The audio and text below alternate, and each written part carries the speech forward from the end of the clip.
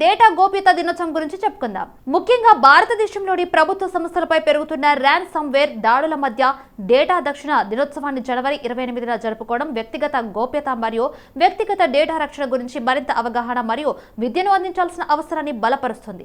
ప్రభుత్వాలు మరియు వ్యాపారాలు రోజువారీ వ్యక్తిగత డేటాను పొందడం, పనిచేయడం మరియు ఉంచడం వంటి వ్యక్తిగత సమాచారాన్ని రక్షించడం మరియు సమ్మతి డిమాండ్లను పరిష్కరించడం కోసం భద్రతా ఉత్తమ పద్ధతులపై దృష్టి పెట్టడానికి డేటా గోప్యతా దినోత్సవం సరైన సమయం.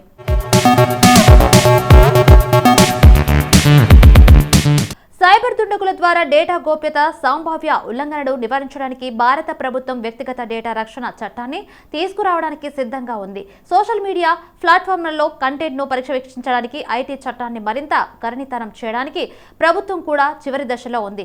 వ్యాపారాలు నేడు డేటా గోప్యతను అత్యంత ముఖ్యమైన భద్రతా సవాలుగా భావిస్తున్నారు. ర్యాన్సమ్వేర్ దాడులను నివారించడానికి చర్యలు తీసుకోవడం ఉత్తమ వ్యూహం అయితే, త్వరగా కోలుకోవడానికి మరియు వ్యాపార కార్యకలాపాలను కొనసాగించడానికి డేటా ఉల్లంఘన ప్రతిస్పందన ప్రణాళిక విధానం మరియు వ్యూహాన్ని కలిగి ఉండటం చాలా కీలకం.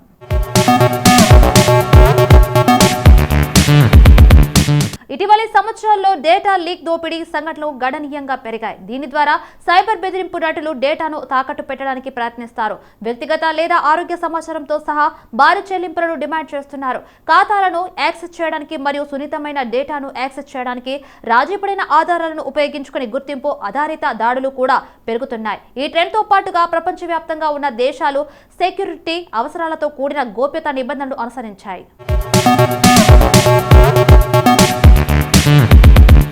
2014 దుబాయ్ అంతర్జాతీయ విమానాశ్రయం ఈ సంవత్సరం మొదటి త్రైమాసికంలో ప్రపంచంలో అత్యంత రద్దీగా ఉండే అంతర్జాతీయ విమానాశ్రయంగా లండన్ హీత్రో విమానాశ్రయాన్ని ఓడించింది.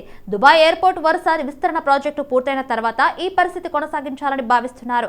2014 ఫేస్బుక్ మొదటి త్రైమాసికంలో $642 మిలియన్ల లాభాలను ప్రకటించింది. ఇది 2013లో మొదటి త్రైమాసికంలో 3 కంటే ఎక్కువ లాభాలను ఆర్జించింది. ఫలితంగా వాల్ స్ట్రీట్ ద్వారా ఒక్కో షేరుకు 17 సెంట్లు సంపాదించింది.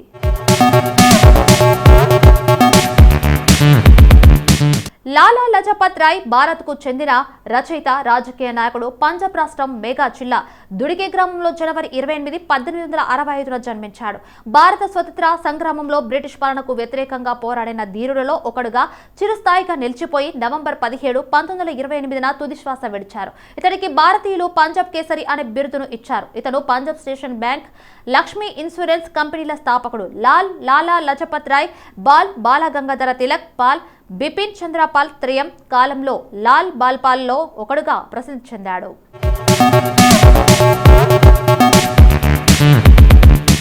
గిడుగు వెంకట సీతాపతి ప్రసిద్ధ భాషా పరిశోధకుడు, విజ్ఞాన సర్వస్వ నిర్మాత, పలు గేయాలను పిల్లల కోసం రాసిన సాహిత్యవేత్త. ఇతని బాల సాహిత్యంలో ప్రాచుర్యం పొందినది చిలకమ్మ పెళ్లి. వీరు జనవరి 28, 1885 సంవత్సరంలో విశాఖపట్నం జిల్లా భీమునిపట్నంలో తెలుగు వ్యవహారిక భాషోద్యమ సారథి అయిన గిడుగు వెంకట రామమూర్తి దంపతులకు జన్మించారు.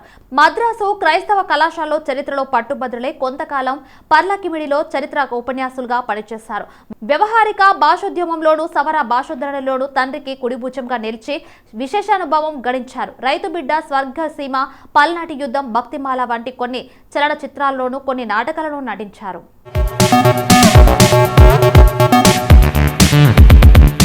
బి విఠల ఆచార్య లేదా బి విఠలాచార్య జానపద బ్రహ్మ అని పేరు పొందిన తెలుగు సినిమా దర్శకులు, నిర్మాత. తెలుగు, తమిళ, కన్నడ భాషలలో 70 చిత్రాలను రూపొందించిన ఆయన 1920 జనవరి 28న కర్ణాటకలో ఉడిపిలో జన్మించారు. కొంతకాలం సర్కస్ కంపెనీలో జంతువుల ఆలన పాలన చూశారు. ఆయన ఎన్నో జానపద చిత్రాలకు అద్భుతమైన దర్శకత్వం వహించారు. అప్పటి పరిమితమైన సాంకేతిక పరిజ్ఞానంతో ఆయన చూపించిన ప్రతిభ అసామాన్యమైనది. చాలా కొద్ది ఖర్చుతో ఆయన కనుకింపైన జానపద కళాఖండాలను రూపొందించారు. 1942లో చిత్రరంగ ప్రవేశము చేసిన ఈయన నిర్మాతగా డి శంకర్ సింగ్ తో కలిసి దాదాపు 18 చిత్రాలను తమ మహాత్మా పిక్చర్స్ పతాకముపై నిర్మించారు. వీటిలో సాంఘిక చిత్రాలే అధికము.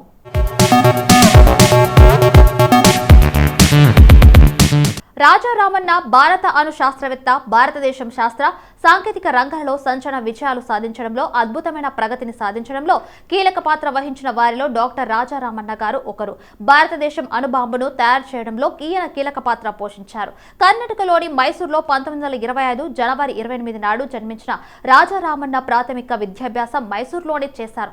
మద్రాసు నగరంలో ఉన్నత విద్యాభ్యాసం చేసి లండన్లోని కింగ్ కాలేజీ నుండి మల్కజ్గిరి జిక్సో పిహెచ్డి చేశారు. 1949లో టాటా ఇన్స్టిట్యూట్ ఆఫ్ మెంట్రాలజిస్ట్లో ప్రొఫెసర్గా రామన్న తన ఉద్యోగ జీవితాన్ని ప్రారంభించారు. అక్కడ సుప్రసిద్ధ శాస్త్రజ్ఞుడు డాక్టర్ హోమీ జహంగీర్ బావా సాహచర్యం రాజరామన్నను ఎంతగానో ప్రభావితం చేసింది.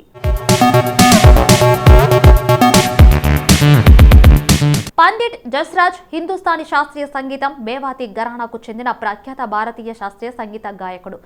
జస్రాజ్ హర్యానాలోని హిస్సార్ ప్రాంతంలో మేవాతి ఘరానాకు చెందిన కుటుంబంలో జనవరి 28, 1930న జన్మించాడు. అతని తండ్రి పండిట్ మోతీరామ్జీ శాస్త్రీయ సంగీత కళాకారుడు. పండిట్ మోతీరాజ్ను హైదరాబాద్ చివరి నిజాం పరిపాలనకై మీర్ ఉస్మాన్ అలీ ఖాన్ తన ఆస్థాన గాయకుడిగా నియమించారు. కానీ మోతీరాజ్ అకస్మాత్తుగా మరణించాడు. అప్పటికి జస్రాజ్ వయసు 4 ఏళ్లే. తన అన్నలైన పండిట్ మాణిరామ్ ప్రతాప్ నారాయణ దగ్గర తబలా సంగీతమును నేర్చుకున్నాడు. జయరాజ్ బాల్యము హైదరాబాద్లోని అంబర్పేట్ జాంబాగ్లో జరిగింది.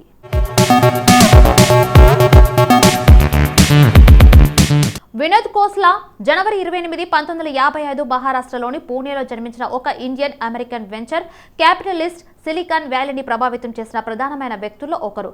సన్ మైక్రో సిస్టమ్ సహస్య వ్యవస్థాపకులు ఒకరు. 1986లో ప్రారంభించబడిన క్లీనర్ పెర్కిన్స్ కౌపిల్డ్ బయ్యర్ సంస్థలో ప్రధాన వాటాదారు. ఫోర్బ్స్ 2013లో అమెరికాలో అత్యంత దంపతులైన 400 మందితో కూడిన జాబితాలో వినోద్ ఖోస్లా 352 స్థానంలో నిలిచారు. ఆయన సంపద $1.5 బిలియన్ ఫోర్బ్స్ లెక్కగట్టింది. ఖోస్లా 14 ఏళ్ల వయసులో ఉండగా ఎలక్ట్రానిక్ ఇంజనీరింగ్ టైమ్స్ అనే పత్రికలో ఇంటెల్ కంపెనీ స్థాపించడానికి గురించి చదివి దానివల్ల ఉత్తేజుడై సాంకేతిక రంగంలో ప్రవేశించాలని కలలు కన్నాడు.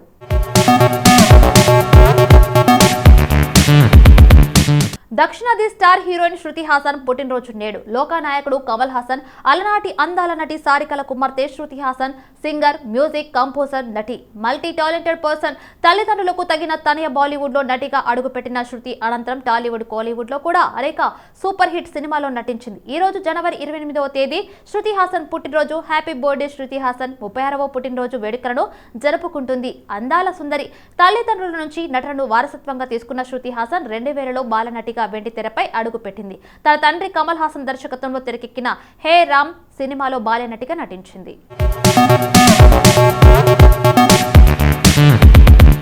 సో ఇదండి ఇవాల్టి best of the day episode. ఈ ఎపిసోడ్ లో అనేది ఈ రోజుకి సంబంధించిన కొన్ని ఆసక్తికరమైన విషయాలు తెలుసుకోవడానికి ఉపయోగపడింది అనుకుంటూ మళ్ళీ రేపటి ఎపిసోడ్ లో కలుద్దాం. అంతవరకు బాయ్.